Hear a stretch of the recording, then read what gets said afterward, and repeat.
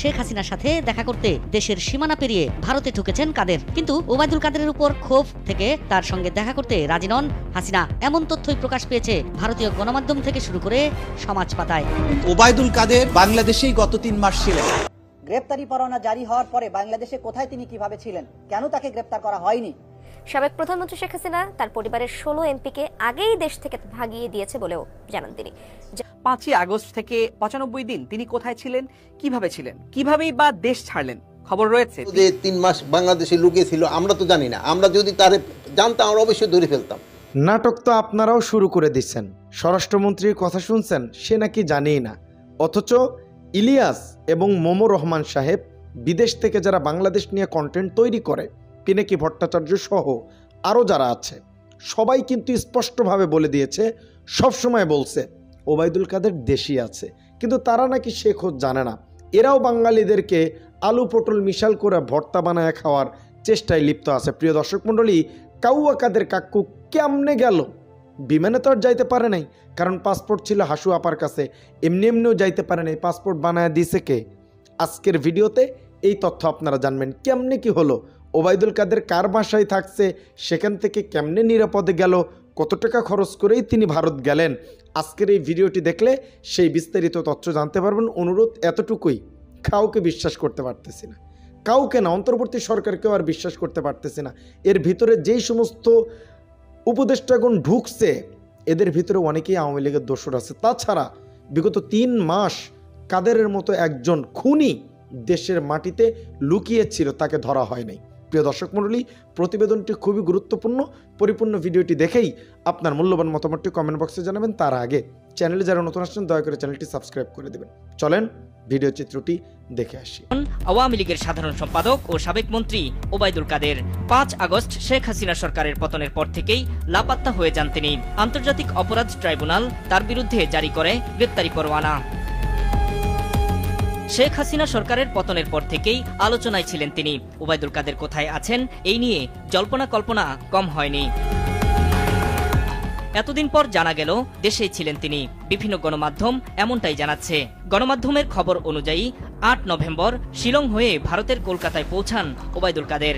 কিন্তু হাসিনা সরকারের পতনের পর 95 দিন তিনি কোথায় ছিলেন, এই প্রশ্নের উত্তর এখনো অজানা। সরকার বিরোধী আন্দোলন পরিণত করতে চায়। তবে তিনি এক বিশেষ স্থানে আদর যত্নে ছিলেন বলেও দাবি করা হয়েছে। দেশ থেকে পালানোর ক্ষেত্রে তিনি সড়ক পথ ব্যবহার করেছেন।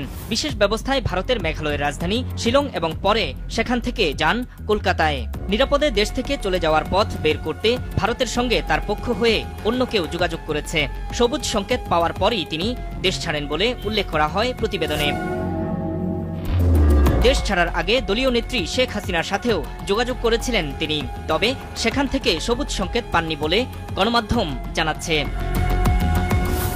এদিকে ওবায়দুল কাদের কিভাবে দেশ ছেড়ে পালালেন তা জানতে চেয়েছে ট্রাইব্যুনাল। এ বিষয়ে পুলিশের মহাপরিদর্শককে 15 দিনের মধ্যে ব্যাখ্যা দিতে বলা হয়েছে। ওবায়দুল কাদের বাংলাদেশেই গত 3 মাস ছিলেন। গ্রেপ্তারি পরোয়ানা জারি হওয়ার পরে বাংলাদেশে কোথায় তিনি কিভাবে ছিলেন, কেন তাকে গ্রেপ্তার করা হয়নি, বা তিনি কিভাবে পরবর্তীতে বাংলাদেশের সীমান্ত অতিক্রম করেছেন, এই ব্যাপারে আইন শৃঙ্খলা রক্ষাকারী বাহিনীর কাছে একটা ব্যাখ্যা চাওয়া হয়েছে। আর স্বরাষ্ট্র উপদেষ্টা বলছেন ওবায়দুল কাদেরের অবস্থান সম্পর্কে জানতো না সরকার, তাই তাকে গ্রেপ্তার করা যায়নি। 3 মাস বাংলাদেশে লুকিয়ে ছিল আমরা তো জানি না, আমরা যদি তারে জানতাম আমরা অবশ্যই ধরে ফেলতাম। যদি এর আগে ওই খবরটা ওনারা আমাদের দিতে পারতো যে উনি ওই জায়গায় লুকিয়ে আছে, আমরা অবশ্যই তারে ধরে ফেলতাম। ছাত্র জনতার উপর জুলাই আগস্টে গণহত্যা চালানোর অভিযোগে যেসব হত্যা মামলা হয়েছে শেখ হাসিনা সহ শীর্ষ নেতাদের বিরুদ্ধে, এর প্রায় সবকটিতেই নাম রয়েছে ওবায়দুল কাদেরের। নূর মোহাম্মদ। সম্মানিত দর্শক মণ্ডলী, এই পর্যন্ত যারা দেখছেন, আরও একটি গুরুত্বপূর্ণ প্রতিবেদন আছে, চলেন সেটাও একটু দেখে আসা যাক।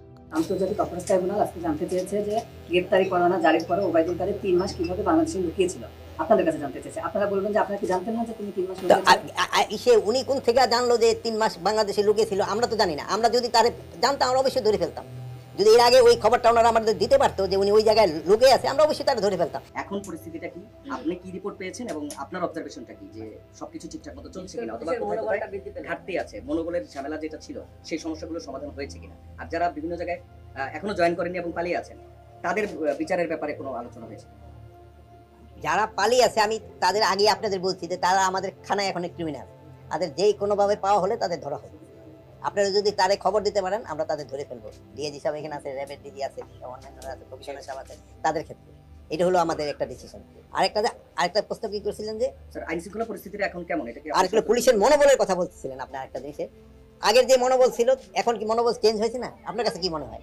অনেক চেঞ্জ হয়েছে, তাদের মনোবল কিন্তু আগের থেকে অনেক বাড়ছে এবং এটা আস্তে আস্তে বাড়বে। একটা ঘটনা ঘটার পরে এটা তো আমাদের কাছে এমন কোনো কিছু নাই যে 2 দিনে আমি এটা চেঞ্জ করে ফেলবো, এটা তো সময় লাগবে। একটা ধরেন যে একটা ঝড় হয়ে গেলে এই ঝড়ের থেকে ঘর বাড়ি রিপেয়ার করতে সময় নেয় না, তা আমাদের তো কিছু আপনারা সময় দিতে হবে। মানে এখন আপনারা যতটুকু সময় ভাবতেছেন কিন্তু আমাদের কাছে সময়টা মনে হয় সময়টা কম, এই জন্য আমরা একটু বেশি সময় লাগতেছে। কিন্তু আপনারা আবার অনেক সময় অযোগ্য হয়ে যাচ্ছেন যে না এই তাড়াতাড়ি এই হচ্ছে না, কিন্তু উন্নতি তো হচ্ছে।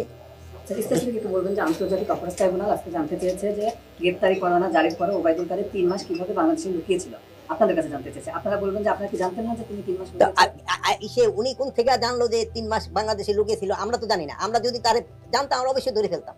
যদি এর আগে ওই খবরটা ওনারা আমাদের দিতে পারতো যে উনি ওই জায়গায় লুকিয়ে আছে, আমরা অবশ্যই তারা ধরে ফেলতাম। আপনারা বলেন যে আপনারা একটা খবর দিয়েছেন ওই জায়গায় লুকিয়ে আছে, আমরা তারা ধরি নাই, বলেন এরকম একটা এক্সাম্পল দেন যে ওই জায়গায়। আর আপনি কোথেকে তো অন্যের আর বেশি খবর রাখে না, আপনারা অনুসন্ধানী সাংবাদিকতা করেন। আপনারা যেভাবে রিপোর্টটা দিচ্ছেন আমরা কি কোনো ইসে ছাড় দিচ্ছি? বলেন। এখন অনেক বেশি ছিলেন, এটা সরকার জানতো না। যদি জানতো সাথে সাথে সে অ্যারেস্ট হয়ে যেত, যদি তার লোকেশন জানা যেত। স্যার আমি রিলেটেড একটু প্রশ্ন করতে চাই, আন্তর্জাতিক অপরাধ ট্রাইব্যুনাল থেকে আমি যেহেতু আন্তর্জাতিক অন্যটা আমার রেফার করে যেহেতু আমি ওনারটা জানি না এখন পর্যন্ত। প্রিয় দর্শক মণ্ডলী, ভিডিও চিত্রগুলো দেখছেন, কাদের কাক্কু দেশ থেকে পালায় গেছে। এমনি এমনি পারলো? এখন তো তার হাসিনা আপা নাই, কেমনে পারলো? এই প্রশ্নটি কি মনের ভিতরে জাগ্রত হয় না? হা আল্লাহ, কাদেরকে ক্ষমতার আসনে বসেছি, এত ভাই জীবন দিল কি জন্য? এই কথাটা ভাবলেই কষ্ট লাগে, সত্যিই কষ্ট লাগে।